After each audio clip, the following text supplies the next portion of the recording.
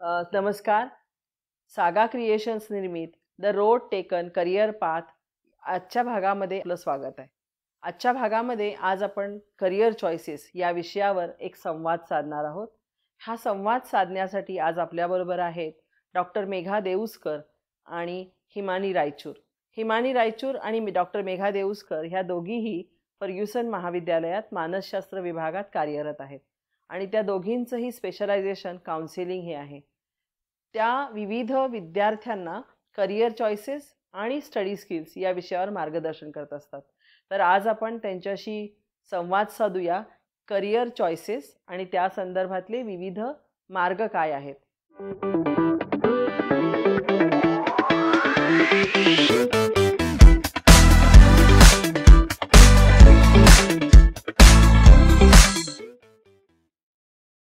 नमस्कार मेघा आणि नमस्कार हिमानी. आजचा विषय आपला आहे तो करिअर चॉईसेस आहे. अतिशय कळीचा मुद्दा आहे हा. आणि खूपदा मला असं वाटत नाही की खूप लोकांना याचं भान येतं आणि त्यानुसार ते करिअर चॉईसेस होतात किंवा करिअरची निवड होते. तर आजचा एपिसोड आपण या पूर्ण एका कळीच्या मुद्द्यावर बोलूया.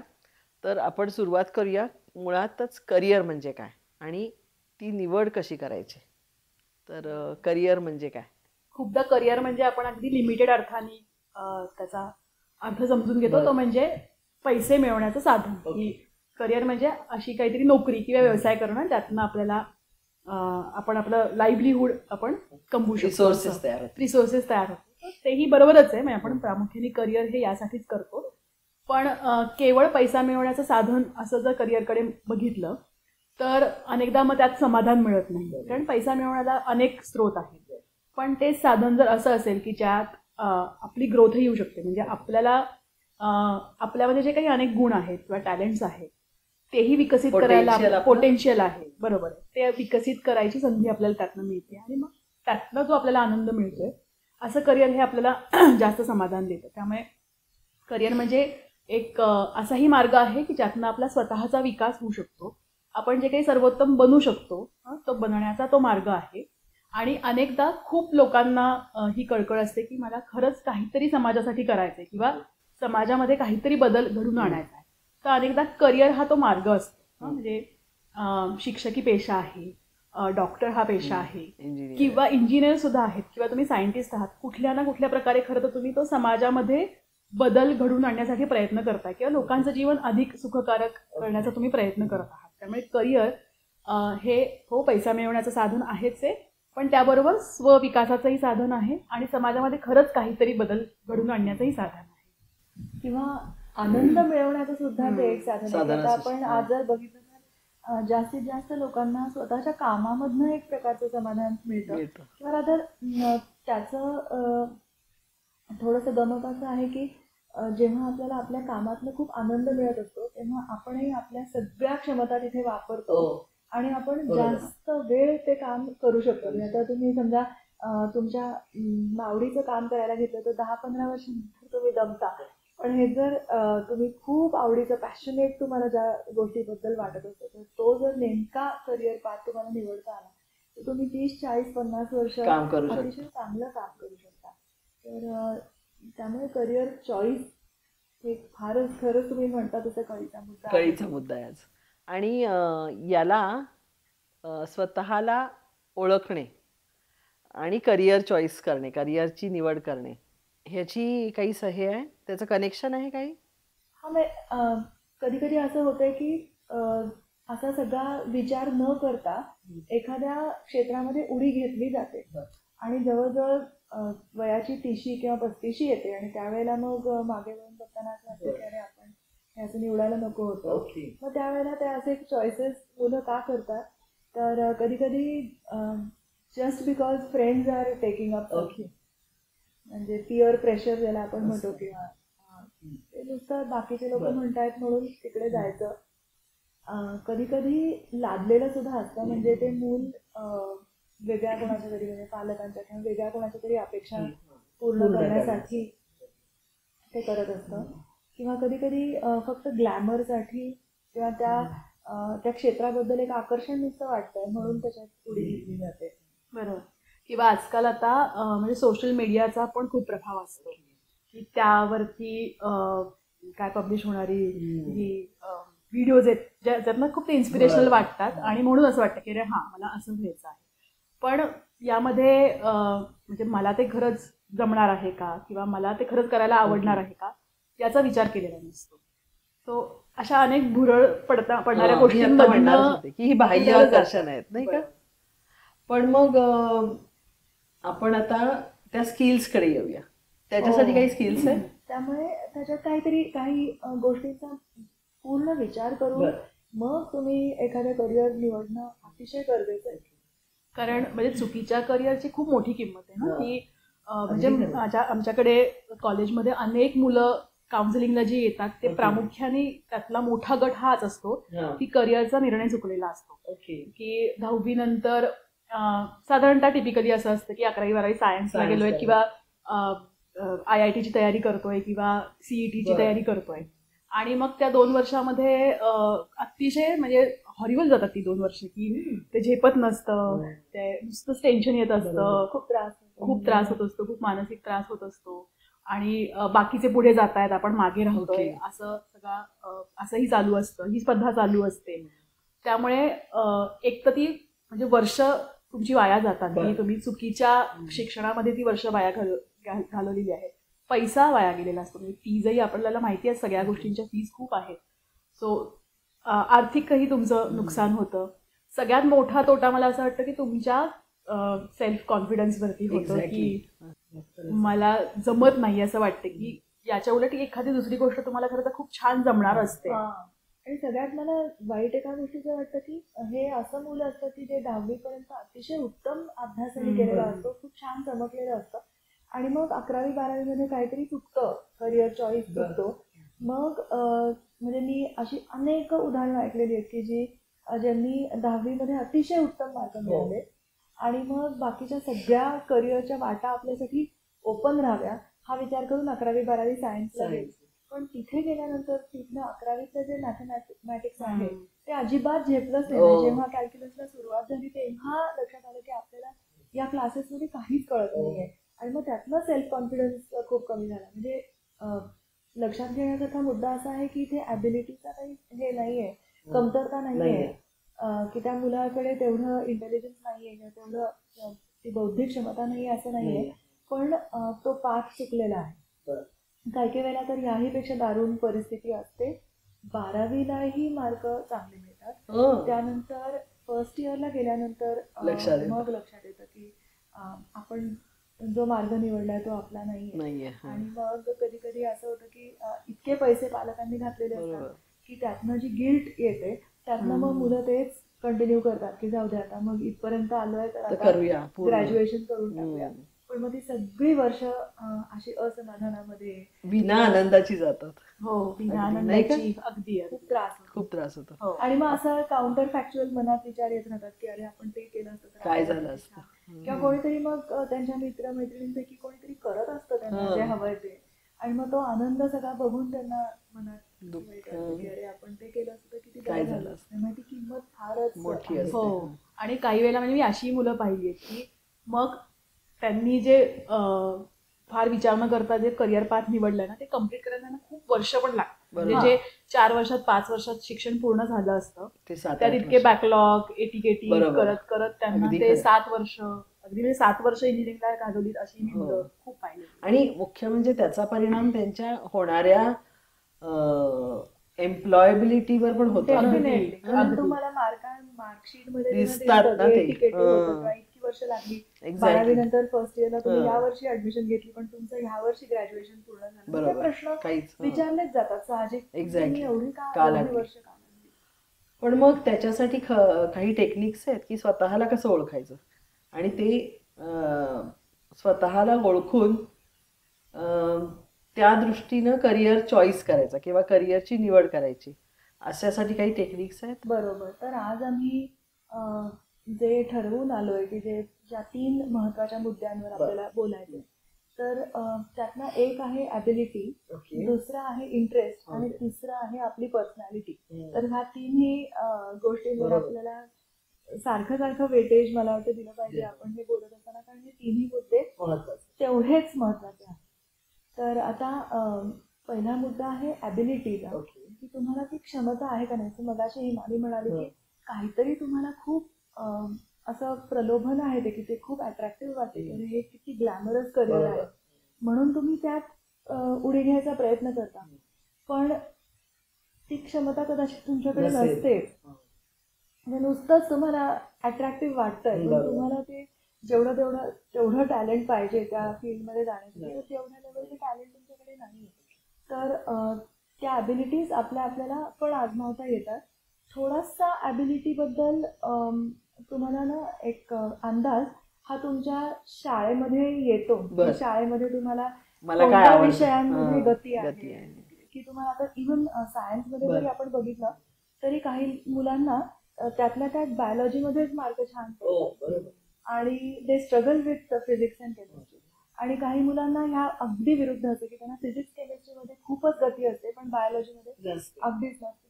तर हा थोडासा जो अंदाज आहे की इन जनरल आपल्याला सायन्स सब्जेक्ट आवडतात का सोशल सायन्सेस आवडतात का मॅथमॅटिक्स आवडतंय का लँग्वेजेस आवडतात, तर हे थोडासा अंदाज आपल्याला शाळेत येऊ शकतो. बरोबर. पण त्यामुळे म्हणजे टोटल टक्केवारी यानुसार करिअर ठरवलं जाऊ नये. तुम्ही त्यातलं हे थोडंसं विश्लेषण करा की कुठल्या विषयात मला जास्त मार्क आहे. म्हणजे माझं उदाहरण द्यायचं झालं तर मलाही 90% होते 10वीला, पण मला मार्क जास्त हे लँग्वेजेसमध्ये होते. त्यामुळे केवळ त्या टक्केवारीवरती मी सायन्सला गेले तर मला माहिती होते की आपल्याला काही ते जमणार नाही. पण कला शाखेकडे खरंच कल आहे हे मला त्या माझ्या म्हणजे कुठल्या विषयांमध्ये मला मार्क जास्त होते त्यावरनं कळतं. आणि असं अनेक मुलांच्या बाबतीत थोडा अंदाज आपल्याला त्यामुळे शाळेमध्ये येऊ शकतो. पण त्यात पलीकडे जाऊन आता आम्ही मानसशास्त्रामध्ये काय करतो, तर ॲबिलिटीचे पण आम्ही 2 भाग आहेत. एक जो आहे तो आपला IQ आहे, ज्याला आपण बौद्धिक क्षमता म्हणतो. तर तो एक जनरल IQ असतो, म्हणजे एखादं मूल असेल तर ते जनरली हुशारच आहे, तर ते कुठल्याही क्षेत्रामध्ये त्याला घातलं तरी ते चमकण्याची शक्यता आहे. तर तो बुद्धीच्या क्षमतेचा भाग आहे. पण दुसरा जो आहे तो नॅचरल असते. ओके, ही नॅचरल बुद्धीचा भाग आहे तो. पण दुसरं जे आहे त्याला ऍप्टिट्यूड म्हणतात. आणि त्या ऍप्टिट्यूड म्हणजे काय, तर त्या विशेष क्षमता असतात. आणि एखाद्या मुलाला अगदी थोडंसं जास्तीचं ट्रेनिंग दिलं तरी त्या विषयामध्ये त्याची खूप भरकन प्रगती होऊ शकते. अशा ज्या नैसर्गिक क्षमता काही आपल्यामध्ये असतात त्यांना आपण ऍप्टिट्यूड म्हणतो. आता फॉर एक्झाम्पल एखाद्या मुलाला म्युझिकल ऍप्टिट्यूड असते, तर ह्याचा अर्थ काय, तर एखाद्या मुलाला जर का म्युझिकल ऍप्टिट्यूड नसेल आणि ज्याला असेल, त्या दोघांनाही सेमच जर का तुम्ही ट्रेनिंग दिलं तर ज्याला ऍप्टिट्यूड असते तर तो त्याच्यामध्ये पुढे जातो. आता ह्या दोघांमध्ये फरक आहे, म्हणजे इंटेलिजन्स आणि ऍप्टिट्यूड मध्ये फरक आहे. तर ही दोन्ही मुलं कदाचित सेम IQ लेवलची असतील, त्यामुळे तिथे इंटेलिजन्सचा संबंध नाही, पण ही त्याची एक वेगळी विशेष क्षमता आहे. तर अशा वेगळ्या विशेष तुमच्याकडे क्षमता असतात, आपल्यापैकी प्रत्येकाकडे वेगळ्या असतात. तर त्या आपल्याला ओळखून त्याप्रमाणे आपल्याला करिअर चॉईसेस करता आले पाहिजे. थोड्याशा ऍप्टिट्यूड्सचे आपण हे सांगूया, प्रकार वेगवेगळे सांगूया. बरोबर. तर ढोबळमानाने आपल्याला शाळेमधल्या विषयांमधनं जो अंदाज येतो तो आहे मॅथमॅटिकल ऍप्टिट्यूड आहे, की गणित विषय क्षमता. आपण गणित किती पटकन शिकू शकतो किंवा त्यातली जी अवघड गणित आहेत ती आपण किती सहजरित्या आत्मसात करू शकतो, त्याची सूत्र आत्मसात करू शकतो आणि ते सोडवू शकतो, ही मॅथमॅटिकल ॲबिलिटी आहे किंवा ऍप्टिट्यूड आहे. त्यानंतर लिंग्विस्टिक ऍप्टिट्यूड आहे, म्हणजे तुम्ही भाषा किती पटकन आत्मसात करू शकता, शब्दसंग्रह तुमचा किंवा व्होकॅब्युलरी किती लवकर तुमची आत्मसात होते, ग्रामर किती तुम्ही पटकन मास्टर करू शकता. ही क्षमता जी आहे ती झाली लिंग्विस्टिक ॲबिलिटी. आता याच्या व्यतिरिक्त काहींना ज्याला मी स्पेशियल म्हणतो. स्पेशियल म्हणजे की एखादी वस्तू आकाशात म्हणजे त्याचं इमॅजिनेशन करून ती कशी दिसेल, कुठल्या अँगलला ट्विस्ट केली असता ती कशी दिसेल, तर सगळं म्हणजे आर्किटेक्चर किंवा डिझायनिंग, क्रिएटिव्हिटी, या ह्याच्यात क्रिएटिव्हिटी बरोबर तिथे थोडंसं जॉमेट्रिकल परसेप्शन पण खूप महत्वाचं. ही एक ॲबिलिटी झाली, ही एक ॲबिलिटी आहे. आता ह्याच्या व्यतिरिक्त काहींना खूप म्हणजे निसर्गाविषयीची ॲबिलिटी पण खूप छान असते. म्हणजे बरोबर, हे झाडं किंवा प्राण्यांविषयीचं त्यांना खूप पटकन समजू शकतं किंवा ती नावं खूप छान लक्षात राहतात. सो ते लवकर ओळखू शकतात. बरोबर आहे. त्यानंतर काहींना कॉमर्सचा ॲप्टिट्यूड असतो, म्हणजे ते कम्प्युटेशन खूप फास्ट करू शकतात किंवा हे टॅली करणं किंवा त्याच्यातली अचूकता ही त्यांना खूप छान साधू शकते आणि ॲक्युरसी. बरोबर. आणि या व्यतिरिक्त मग म्हणजे जसंही सांगितलं म्युझिकल ॲप्टिट्यूड आहे.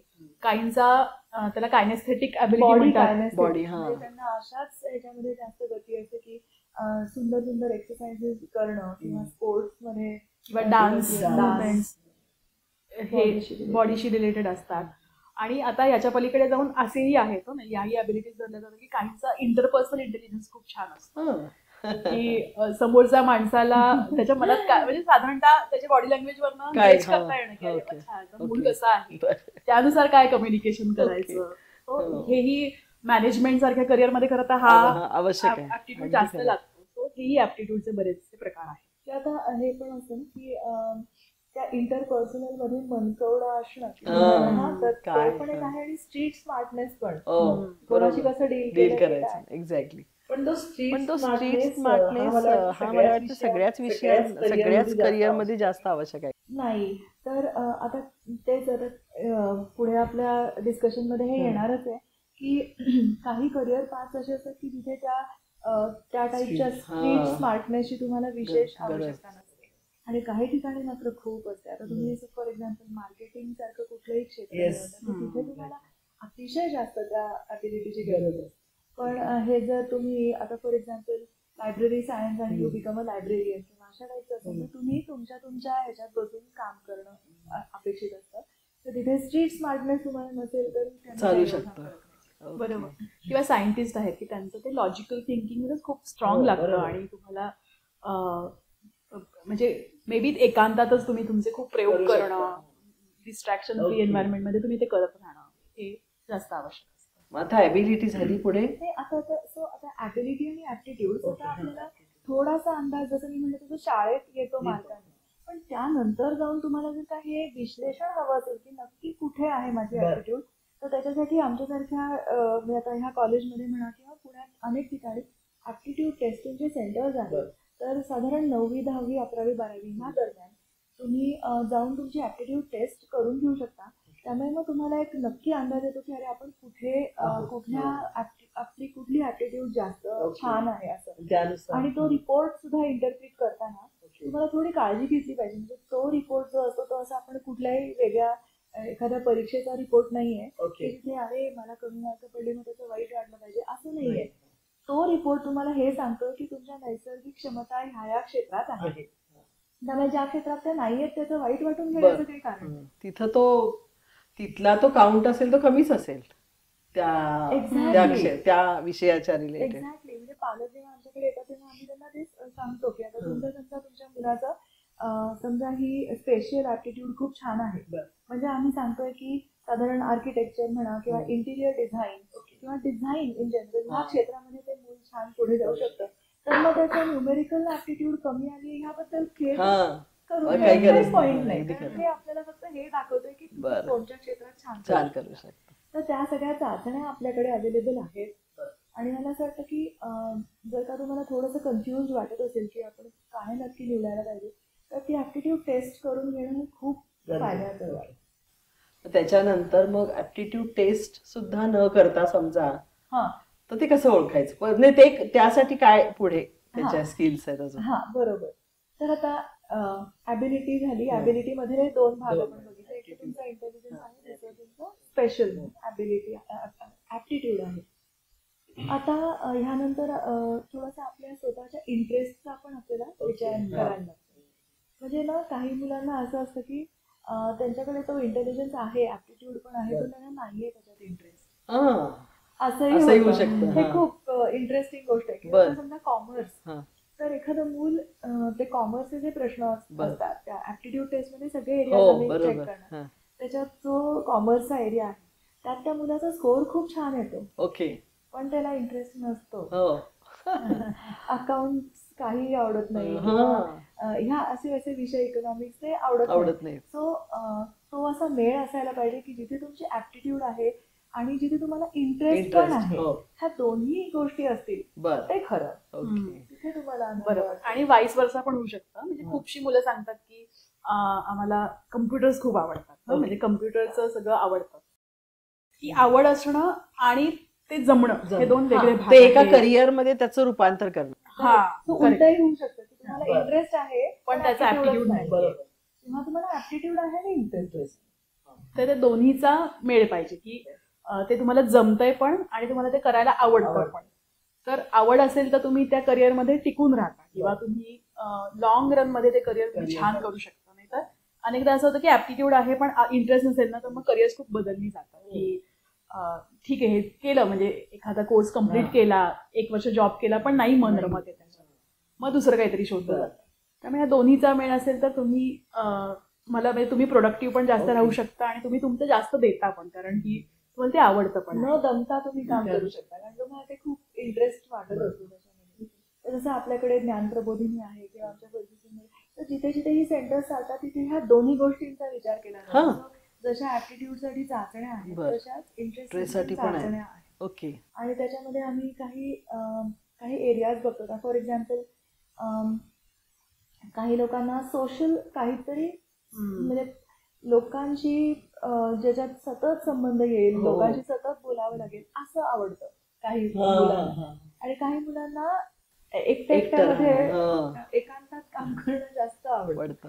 तर तो सोशल इंटरेस्ट तुमचा किती आहे तर तो एरिया मोजला जातो. बरं. किंवा काहींना आर्टिस्टिक इंटरेस्ट जास्त असतो की काहीतरी कलेशी संबंधित, मग ते लिखाण असेल, कविता करणं असेल, ड्रॉइंग असेल, डान्स असेल, म्युझिक असेल, प्लेज डिरेक्ट करणं असेल, पण ते काहीतरी कलेशी संबंधित इंटरेस्ट हा जास्त असतो किंवा ते काम करायला जास्त आवडतं. काहींना रिअलिस्टिक आवडतं, म्हणजे रियालिटीशी रिलेटेड. आता फॉर एक्झाम्पल ही जसं म्हणत होती की थिएटर वगैरे, तर तिथे कसं इमॅजिनेशन मध्ये पण खूप इमॅजिनेशनच्या बेसिसवर ते काम आहे.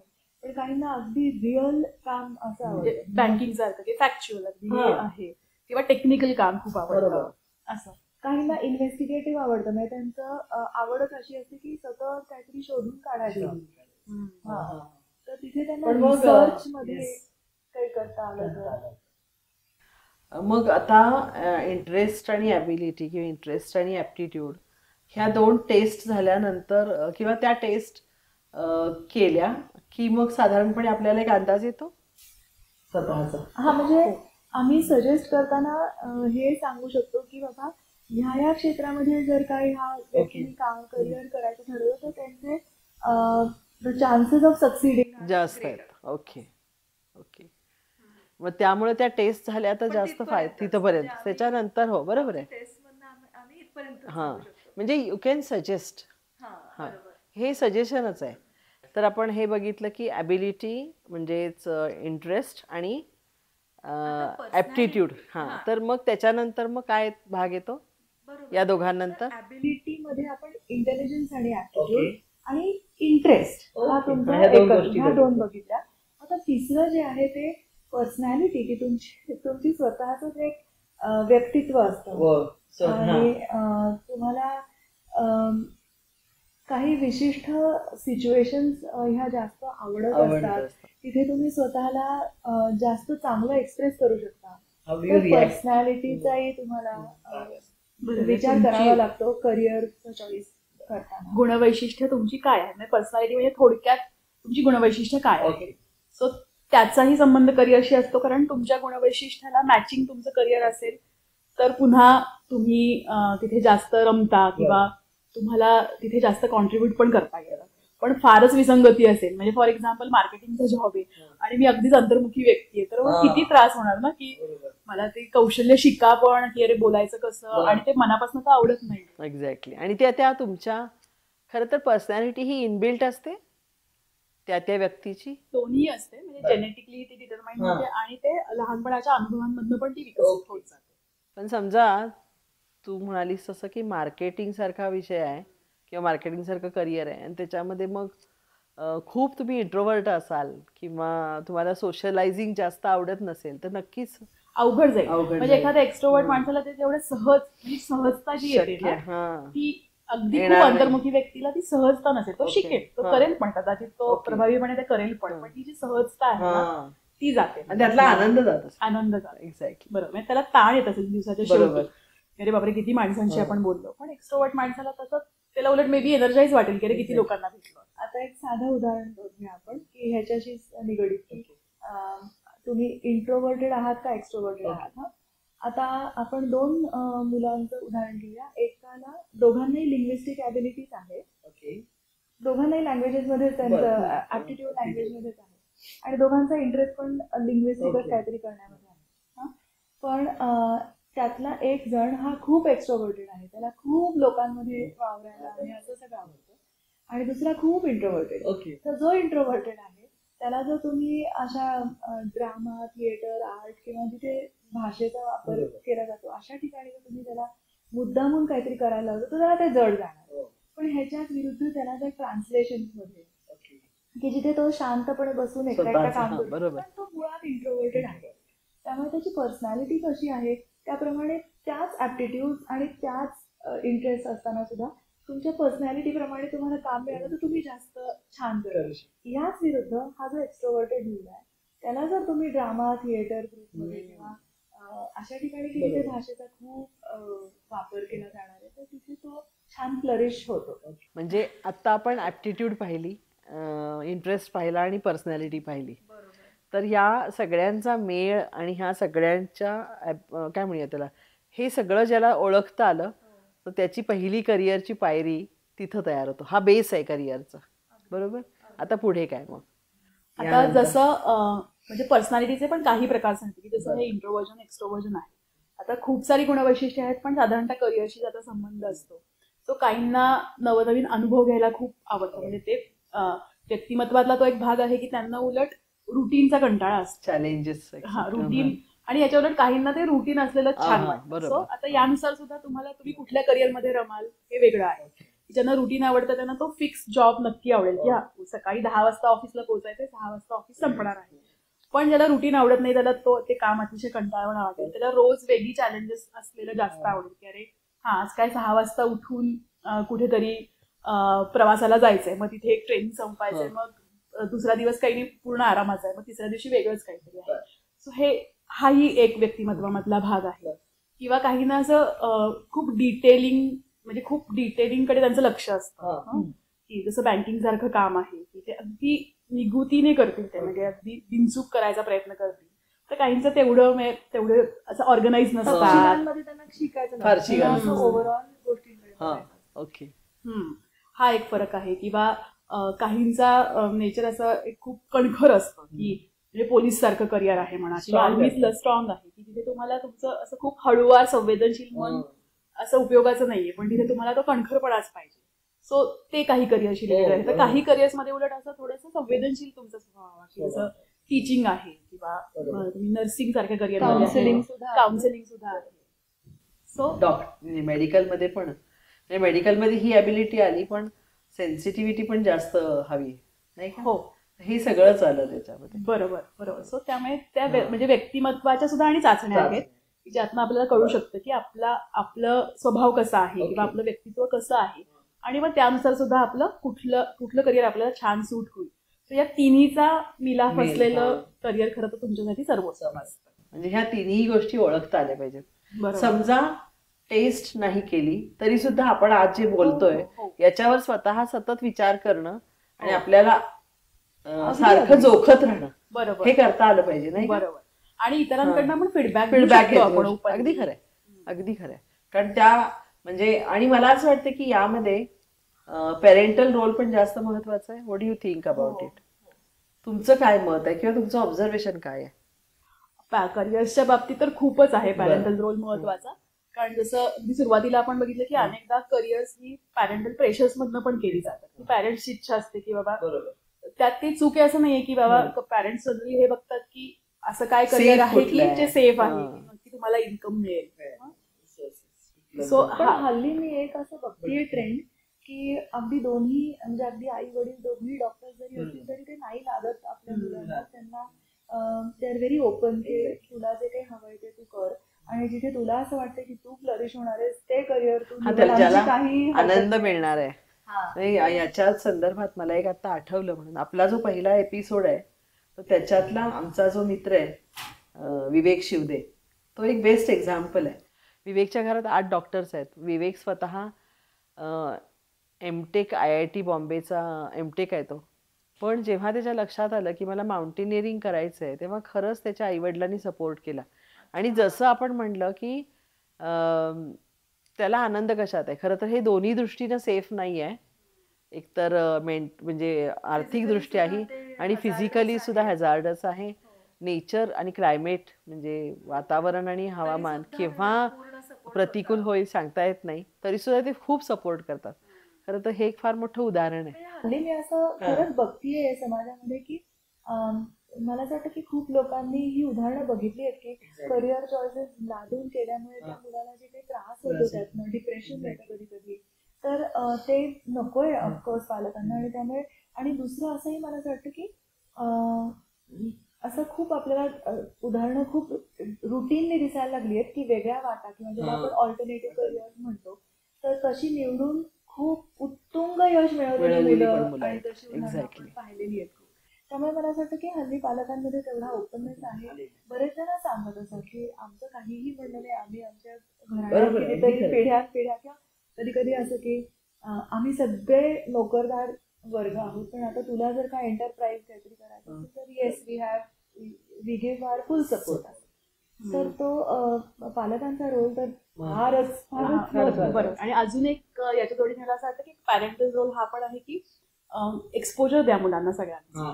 मग ते ठरवू शकतील की त्याला म्हणजे उदाहरणार्थ की खेळामध्येही काय वेगवेगळ्या गोष्टी ट्राय करायच्या ते करून बघू दे. कदाचित म्युझिकमध्ये असेल, डान्समध्ये असेल. सो जोपर्यंत तो शिकतोय तोपर्यंत त्याला सगळं अनुभवून बघू दे, मगही त्याला कळू शकतं की अरे मला काय जमतंय आणि काय नाही. हे नाही जमत आहे आणि तो सूर गवसण्यासाठीच एक्सपोजर. किंवा कधी कधी मला असं वाटतं की पालकांचं जे ऑब्झर्वेशन असतं आपापल्या मुलांचं तर त्याचाही खूप फरक पडतो. म्हणजे अगदी लहानपणी एखादं मूल कुठला खेळ खेळतं, लेगो खेळतं का जास्त, का काय खेळतं, का इमॅजिनेटिव्ह खेळ खेळतं, त्यातनंही पालकांना खूप समजत असतं. आणि ते समजणं किंवा त्या मुलाच्या त्या क्षमतांकडे लक्ष देणं, त्या व्हॅलिडेट करणं किंवा मिरर करणं की अरे हे माझ्या मुलाला आवडतंय, तर हा सगळा पालकांचा रोल फारच. कारण कधी कधी पालकांचं जर अजिबातच इन्व्हॉल्वमेंट नसेल तर त्या मुलाला सुद्धा तेवढी स्वतःची जाणीव होत नाही. अगदी खरं, ते थोडे ते कन्फ्युज. आणि मला असं वाटतं की त्यामुळे ते जास्त करिअर म्हणजे काय म्हणूया त्याला, कुणाला तरी फॉलो करून तो करिअर निवडण्याचा सोपा मार्ग निवडतात, नाही का? बरोबर. आता आपण ह्या स्वतःच्या ॲबिलिटीज आणि ह्याच्यावर बोललो. पोटेन्शियल, मला वाटतं हे पोटेन्शियल म्हणजे हेच सगळं, नाही का, की आपल्याला स्वतःला ओळखता आलं पाहिजे. मग ह्याच्या पुढचा मुद्दा काय की आता स्वतःला ओळखून झालंय, आता मग पुढे काय करायचं? आता जसे आम्ही सांगितले की हे 3 मुख्य स्तंभ आहेत खरं तर, की ॲबिलिटी, इंटरेस्ट आणि पर्सनॅलिटी. पण आपल्याला आणखीही काही गोष्टींचा रिअलिस्टिकली विचार करावा लागतो. म्हणजे जसं फॉर एक्झाम्पल तुमची आर्थिक परिस्थिती कशी आहे. कारण आपल्याला माहिती की काही शैक्षणिक कोर्सेस असे आहेत की जे खूप एक्सपेन्सिव्ह आहेत किंवा भारतात अवेलेबलच नाहीये, किंवा भारतामध्ये सगळ्यात अजूनही आपल्याकडे असं नाहीये की फॉर एक्झाम्पल स्पोर्ट्सला खूप छान करिअर आहे, असं नाहीये. सो ह्या रिअलिस्टिकली इकॉनॉमिकल कंडिशन्सचा आपण विचार केला पाहिजे. याबद्दलही माहिती गोळा केली पाहिजे की स्कॉलरशिप्स असतात का, काय फीज आहे, किंवा बेस्ट इन्स्टिट्यूट्स कुठल्या आहेत. आणि याच्या जोडीला थोडेसे बाकी म्हणजे सामाजिक किंवा कल्चरल फॅक्टर्सचाही विचार केला पाहिजे की तुमच्या घरच्या परिस्थितीनुसार तुम्ही प्रायोरिटी बेसिसवर काय करणं गरजेचं आहे.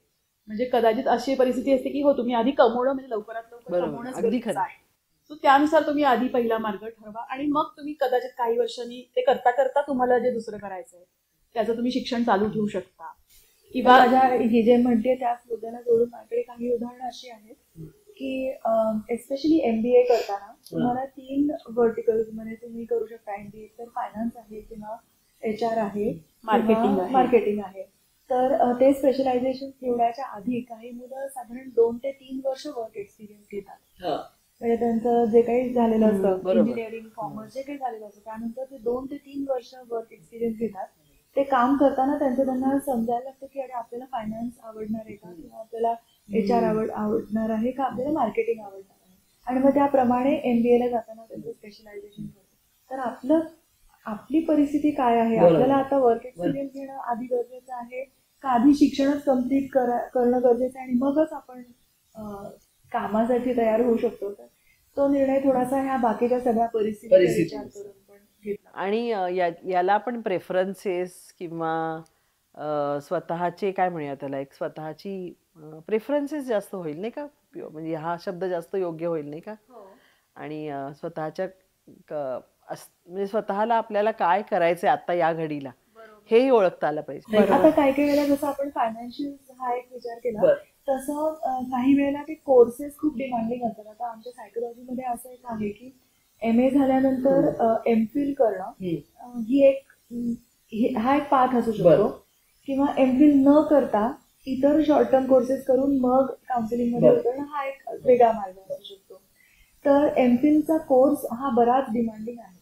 तर आपल्याला तेवढे 11 तास हॉस्पिटलमध्ये काम करणं, पेशंट बरोबर सतत राहणं, तर हे आपल्याला झेपणार आहे का, म्हणजे आपली तब्येत, आपल्या घरची परिस्थिती, आपली सगळी ओव्हरऑल आपली परिस्थिती, त्या सगळ्याचा विचार करून आपल्याला ठरवलं पाहिजे की ते MPhil मला झेपणार आहे का नाही. तर मग त्यातले कुठले अजून मार्ग आहेत हे शोधता आले पाहिजे, ते कळलं पाहिजे आपल्याला. आणि मला असं वाटतं की हा जो मुद्दा आहे की आपल्याला त्यातले विविध मार्ग काय आहेत, आजकाल हे खूप सोपं झालं आहे. इंटरनेटवर या सगळ्यांची माहिती अवेलेबल असते, आणि शिवाय आपल्यासारखे काही सेंटर्स आहेत तर ते नक्की माहिती देतात नाही का. तर मुळात ह्याची गरजच जास्त आहे की आपला स्वतःचाच एक ॲटिट्यूड पाहिजे की मला काय काय करायचं आहे आणि त्याच्यासाठी मला कुठून मदत मिळू शकते हे कळणं जास्त गरजेचं आहे. एक्झॅक्टली, हां, ते कळलं पाहिजे की मला कुठून मदत मिळू शकते. मदत इन द सेन्स ॲटलिस्ट माहिती तरी नाही का. आता आपण पुढच्या मुद्द्याकडे वळूया की पेरेंटल प्रेशर किंवा या संदर्भात. पण ॲबिलिटी ओळखून झाली, ॲप्टिट्यूड झाला, ह्याच्यानंतर जेव्हा विविध करिअर्स आपल्यासमोर येतात की बाबा हे आहे ते आहे, तर त्याचं काय, आता ते कन्फ्युजन कसं घालवायचं. आता खरं सांगायचं तर आत्ताची जी परिस्थिती आहे त्याला प्रॉब्लेम ऑफ प्लेंटी झालेला आहे. कारण आपल्याकडे इतक्या करिअरच्या वाटा अवेलेबल आहेत त्या पूर्वी नव्हत्या. त्यामुळे it was easier to choose one path. पण आता तुम्ही जाल त्या क्षेत्रात वाटेल तेवढं काम, आणि त्याचे मायन्यूट स्पेशलायझेशन यायला लागलेले आहेत नाही का. बरोबर. पण मग त्याचं कसं करायचं आता. सो आम्ही अनेकदा असंच मुलांना सांगतो की त्या क्षेत्रात काम करणाऱ्या व्यक्तीला भेटा किंवा त्याचं ऑब्झर्वेशन करा की तो कसा, त्याचं काम म्हणजे नक्की काय असतं. तर त्याला विचारा की त्याच्या कामामधले आनंददायी गोष्टी काय असतात किंवा त्रासदायक गोष्टी काय असतात. सो त्यातनं तुम्हाला अंदाज येऊ शकतो की अरे आपल्याला खरंच हे करायचंय का. म्हणजे कारण खूपदा इंजिनियर फॉर एक्झाम्पल हे टायटल आहे, पण इंजिनियरचं काम काय असतं नक्की ते माहिती असणं गरजेचं आहे. म्हणजे प्रत्येक गोष्टीच्या प्रत्येक subject in the sense field, त्याचं थोडं का होईना एक सर्वे केला पाहिजे नाही का. तो सर्वे करता आला पाहिजे. आणि खरं तर I am not doing any marketing here, पण सागा क्रिएशनचा मुळात उद्देशच हा आहे की तुम्हाला वेगवेगळ्या वाटा शोधायला आम्ही मदत करतोय. कारण त्या वेगवेगळ्या वाटा आम्ही तुम्हाला त्यांची ओळखच करून देतोय. आत्तापर्यंतच्या सगळ्या एपिसोड्समध्ये करिअरच्या वेगळ्या वाटा किंवा करिअरच्या रेग्युलर वाटा सुद्धा, पण त्याच्यासाठी त्या मुलांनी केलेले प्रयत्न, त्याच्यासाठी असलेल्या इन्स्टिट्यूट्स काय आहेत याची थोडी का होईना आम्ही ओळख करून देतोय. तर ह्या अशा पद्धतीनं करिअर चॉईसेस करताना या सगळ्याची जरूर माहिती घ्यावी मला वाटतं नाही का. निव्वळ कशाला खूप स्कोप आहे किंवा माझे मित्रमैत्रिणी काय करत आहेत किंवा पालक काय सांगतायत, केवळ ह्याचा विचार न करता मी कसा आहे ओळखून करिअर निवडावं. म्हणजे स्वतःचं पोटेन्शियल ओळखता आलं पाहिजे. आणि काही करिअर पार्ट असे असतात की तुम्हाला सुरुवात करताना पूर्ण माहिती नसतं की त्याच्यात डिटेल्स काय आहेत, त्यातले सुद्धा वेगवेगळे मार्ग कोणते. For example hotel management, just because मला स्वयंपाक करायला आवडतो आणि माझ्या हाताला चव आहे म्हणून मी आणि तो हॉटेल मॅनेजमेंट मध्ये गेल्यानंतर सुद्धा शेफ बनणं किंवा फक्त स्वयंपाक करणं हे सोडून हॉस्पिटॅलिटी कितीतरी बाकीच्या गोष्टी आहेत. तर त्यातली आपल्याला नेमकी कुठली किंवा कुठला आपल्याला झेपणारे करायला. अगदी खरं. मला या शेफवरनं एक आठवलं, म्हणजे हे एक आपण उदाहरण म्हणून सांगूया की सुरुवातीला मलाही फार वाटायचं की आपण हॉटेल मॅनेजमेंटला जावं. तर माझ्या आईनं सांगितलेली गोष्ट आहे की तुला सोपं वाटतं का ते सगळं, कारण 8-10 तास सतत उभा राहणं आणि त्यानंतर एक भट्टीमध्ये आणि राहणं, आणि ती कितपत आपण ते करिअर कितपत पुढे नेऊ शकू याची, आणि ती जाणीव करून दिली. आणि म्हणून मी लँग्वेजेसकडे वळले, कारण तिनं काही वेळेला ना मला ट्रान्सलेशनची कामं करायला लावली. एका डॉक्टरांना मी ट्रान्सलेशन करता मदत करायची. तर हे तिनं मला दोन्ही दाखवून दिलं. पण आज तिचे खरं धन्यवाद आहेत तिच्यासाठी की तिनं मला हे दाखवून दिलं. अदरवाईज तुम्ही म्हणताय तसं ते एक भूत होतं माझ्या मानेवर हॉटेल मॅनेजमेंटचं, पण ते मी त्यातनं बाहेर पडले त्याच्यातनं. हे करणं जास्त गरजेचं आहे, नाही का? आणि मला ना असं पालकांसाठी स्पेशली असं सांगावं वाटतं की काही काही वेळेला ना थोडासा तो संभ्रम असणार आहे आणि तुमचं मूल काही वर्ष सुद्धा कन्फ्युज राहू शकतं, कारण ते शोधून पाहत असतं. समजा त्या क्षेत्रात उतरलाय हॉस्पिटॅलिटीच्या, पण काय आपल्याला सगळ्यात जास्त सुटेबल काय वाटतंय, का आपल्याला स्वतःच काहीतरी चालू करायचंय, केटरिंग आणि हॉटेल मॅनेजमेंट रिलेटेड मला माझं स्वतःच चालू करायचंय का काय. तर ते थोडे थोडे हातपाय मारून बघत असतं. त्यात काही वेळेला अपयश येणार आहे, म्हणजे असं नाही होणार की तुम्ही अगदी तुमचं पोस्ट ग्रॅज्युएशन झालं, तुम्ही उतरलात आणि लगेच यशस्वी तुम्हाला माळ घातली. म्हणजे एखादा शेफ, हे जे मोठे मोठे शेफ आहेत ते लगेच होत नाहीत, नाही का? कधी कधी होतं असं की तुम्ही डायरेक्ट पोस्ट ग्रॅज्युएशन नंतर एखाद्या क्षेत्रात उतरता आणि प्रगतीच करत जाता. पण काही वेळेला तुम्ही थोडस आजमावर आणि थोडे काही ट्रायल अँड एरर्स होणार आहे, त्यामुळे काही वेळेला ते मूल फ्रस्ट्रेट पण होणार आहे. तर अशा वेळेला मला असं वाटतं की पालकांनी जरा धीर धरायला पाहिजे, कारण तो सूर सापडतो. पण त्याच्यासाठी एलिमिनेशन हे करून बघितलं नाही आवडलं, सोडलं, दुसरं करून बघितलं नाही, असं काही दिवस ते होतं. आणि पालकांच्या दृष्टीने ते खूप अँझायटी प्रोड्युसिंग असतं. अजूनही आपल्या मुलाला सापडत नाहीये, बाकीची मुलं किती पुढे गेली. काही मुलांना एस्पेशली मला तर असं वाटतं की गिफ्टेडच मुलांमध्ये हे कन्फ्युजन खूप जास्त. कारण खूप गोष्टी येत असतात, पण आवडत नाहीत काही गोष्टी. आपण थोडस ना आता निघालाच विषय आहे म्हणून तर पालकांच्या रोल बद्दल बोलूया. ह्या करिअर चॉईसेस आणि पालकांचा रोल हे कसं कशी सांगड घालता येईल. जसं आपण म्हटलं आता की त्यांना चाचपडू द्या, त्यांना काही थोडं मागं येऊ द्या, पुढं जाऊ द्या. मला वाटतं काही कमीपणा आपण सोडला पाहिजे. एखाद्या क्षेत्रामध्ये तुमचं मूल जर का त्यांना तेच आवडतंय तर कुठल्याही क्षेत्रात कमीपणा वाटण्याचं कारण नाहीये. म्हणजे त्या पालकांच्या बाबतीत सुद्धा पिअर प्रेशर त्यांनी घेऊ नये, हेही महत्वाचं आहे, नाही का? कारण खूपदा मी असं अनुभवलं की पालकांवर पण पिअर प्रेशर जास्त असतं. अरे बापरे, तुमचा मुलगा किंवा तुमची मुलगी असं करते, आणि त्याला तोंड देणं समाजाच्या समोर हे पालकांनीही ठरवलं पाहिजे, चॅलेंज आहे ते, आणि ते केलं पाहिजे खरं तर. आणि शेवटी आपल्याला आपलं मूल महत्वाचं आहे आणि आपल्या मुलाचा आनंद महत्वाचा आहे. त्यामुळे आपल्या महत्वाकांक्षा पूर्ण होत आहेत का नाही, किंवा आपल्याला समाजात सांगायला ते मानाचं वाटतं का नाही, तर हे थोडंसं बाजूला सोडून आपलं मूल ज्याच्यात खरंच आनंद आहे. अजून एक मला मुद्दा आहे, अजून एक जाणून घ्यायला आवडेल, जेंडर रोल्स हे काय आहे?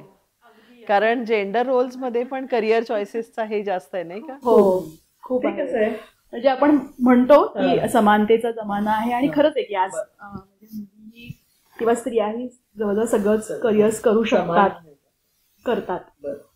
पण काही बाबतीमध्ये अजूनही आपल्याकडे म्हणजे जेंडर स्पेसिफिक करिअर्स आहेत, किंवा मे बी खूप काळ ती करिअर्स ती जेंडर स्पेसिफिक असल्यामुळे ती तुलनेने सोपीही जातात.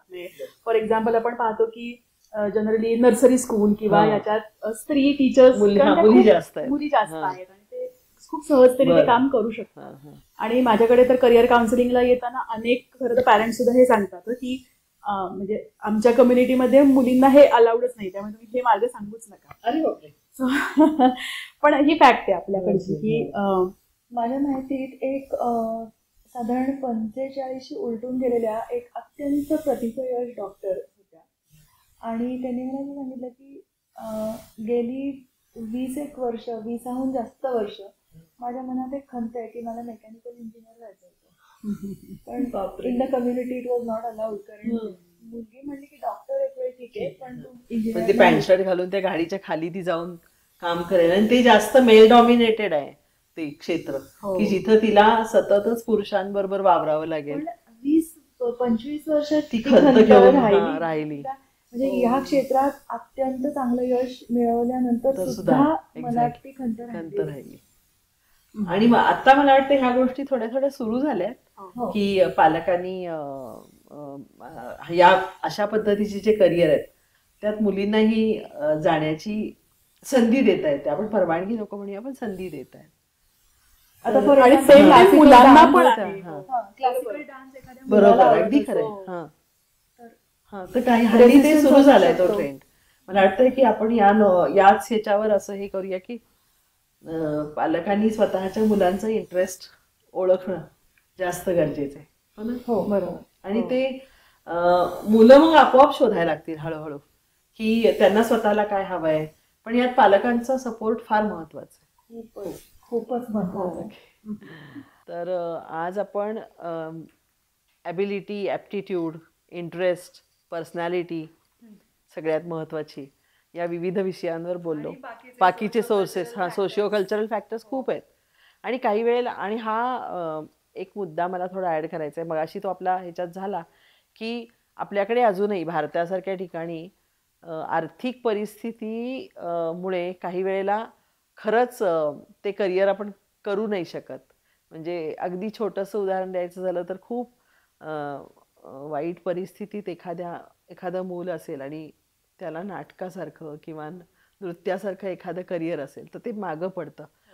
पण या बाबतीत तुमचा सल्ला काय असेल थोडासा? काही वर्षांनी ते परस्यू केलं तर चालेल? What do you think about? तुमचं स्वतःचं त्यातलं काय ऑब्झर्वेशन? आता म्हणजे खूप जण मिड लाईफ करिअर चेंजेसही करतात. सेटल झाल्यानंतर आर्थिकदृष्ट्या सेटल झाल्यानंतर खरंच पॅशन आहे त्याच्याकडे ते वळतात कारण तोपर्यंत आर्थिक तेवढी ताकद आलेली असते. म्हणजे माझ्याच ओळखीत असे एक काका आहेत की ज्यांनी बँकेमध्ये जॉब केला, VRS घेतली आणि मग त्याचा पूर्ण वेळ फोटोग्राफी करतात कारण ते अतिशय आणि सुंदर फोटोग्राफी करतात. पॅशनेट आहेत अगदी ते. सो अशी काही करिअर्स तुम्हाला मिड लाईफ मध्ये चेंज करता येऊ शकतात. पण काही याला आता खूप साऱ्या स्कॉलरशिप्स पण अवेलेबल आहेत किंवा कोणाची मदत मिळू शकते का हे आपण पाहू शकतो. आज आपण या सगळ्या करिअर चॉईसेसबद्दलचा वेगवेगळ्या अंगाने विचार केला आणि मला असं वाटतं की याचा फायदा आपल्या समोरच्या जे दर्शक आहेत त्यांना जरूर होईल. पालकांनी याचा विचार करावा आणि सागा क्रिएशनची निर्मितीच मुळात या एका फाउंडेशनवर आहे की वेगवेगळे करिअर चॉईसेस करताना आपल्याकडे आलेले जे काही सक्सेस स्टोरीज आहेत त्यांनी काय मार्ग निवडला, त्यांनी कसं कसं स्वतःला घडवत गेले आणि आज आपण जे बोललो याची खूप खरं तर मला हे खूप रिलेटेड वाटतं. आत्तापर्यंत 13 स्टोरीज आम्ही तुमच्यासमोर आणल्या आणि आज आपण जे बोललो त्याची एक सांगड घालत गेलात तर आपोआप तुम्हाला मदत मिळेल. तर आज हिमानी आणि मेघा तुम्ही इथे आलात, करिअर चॉईसेसबद्दल आम्हाला खूप चांगला गायडन्स दिला, त्याच्याबद्दल दोघींचेही धन्यवाद. धन्यवाद. आम्हालाही खूप छान वाटलं तुमच्याशी गप्पा मारायला आणि ही माहिती सगळ्यांपर्यंत तुमच्या मार्फत पोहोचेल याबद्दल आम्हालाही खूप छान वाटलं. मलाही असं वाटतंय की जेव्हा आम्ही असं मुलांना बघतो की ज्यांचे करिअर पाथ्स निवडायला चुकलेले आहेत आणि त्यामुळे त्यांना खूप त्रास होतो तेव्हा आम्हाला खूप त्रास होतो आणि आम्हाला असं वाटतं की हे जे थोडे थोडे मुद्दे आहेत त्यांच्याबद्दल थोडंसं जागृती असणं, थोडीशी आपल्याला माहिती असणं की हा टेस्ट अवेलेबल आहे, स्कॉलरशिप्स अवेलेबल आहेत. तर मला असं वाटतं या माहितीचा खूप लोकांना फायदा होईल सागा क्रिएशन्समुळे आणि या एपिसोडमुळे. मला एक फक्त मुद्दा अजून एक थोडासा ॲड करावा असं वाटतं जे मी मगाशी विचारलं ना. कारण काही वेळेला असं होतं आहे की मला हे नाही जमलं, मला जे खूप आवडत होतं, पण काही वर्षांनी आपण त्या गोष्टीकडे रिव्हर्स जाऊ शकू थोडं सेटल झाल्यानंतर. कारण आज मी जेव्हा 28-29 वर्ष या क्षेत्रात आहे, खूप मुलं सेटल होण्यासाठीचे जे काही प्रयत्न आहेत ते करतायत पण नक्की हा विचार करा की तुम्हाला जेव्हा सेटल होता येईल आणि थोडासा वेळ स्वतःसाठी काढता येईल तेव्हा नक्की तुम्ही तुमच्या आवडीच्या क्षेत्रात परत जाऊ शकाल. काही वेळेला तेवढं यश नाही मिळणार, पण नक्की तुम्ही ते ट्राय आउट करू शकता. तेव्हा निराश होण्याची गरज नाही. अजिबात नाही. या नोटवर आज आपण थांबूया. तर तुमच्या दोघींचे परत एकदा धन्यवाद. थँक्यू. नमस्कार. सागा क्रिएशन्स निर्मित the road taken career path याच्या आजच्या भागामध्ये आज आपण संवाद साधला अतिशय कळीच्या मुद्द्यावर, तो म्हणजे करिअर चॉईसेस. करिअर चॉईसेस करताना कोणकोणत्या गोष्टींचा विचार करावा आणि तो विचार कसा करावा आणि त्याचा स्वतःला ओळखण्यासाठी कसा वापर करावा याचं सुंदर मार्गदर्शन डॉक्टर मेघा देऊस्कर आणि हिमानी रायचूर यांनी आपल्याला केलं. आजचा भाग आपल्याला कसा वाटला, आजच्या भागासंदर्भात आपले फीडबॅक काय आहे ह्याचं जरूर आम्हाला कळवा. याच्यासाठी लाईक करा, शेअर करा आणि सबस्क्राईब करा. धन्यवाद.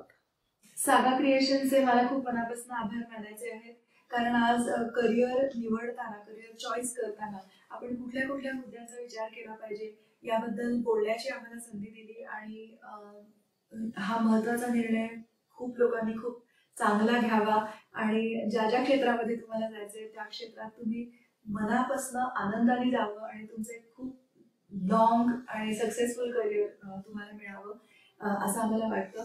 आणि त्यासाठी या एपिसोडचा उपयोग तुम्हाला नक्कीच होईल असं आम्हाला वाटतंय. जर का एपिसोड आवडला असेल तर प्लीज चॅनलला सबस्क्राईब करा, लाईक करा आणि जास्तीत जास्त लोकांपर्यंत शेअर करा. थँक्यू सागा क्रिएशन्स.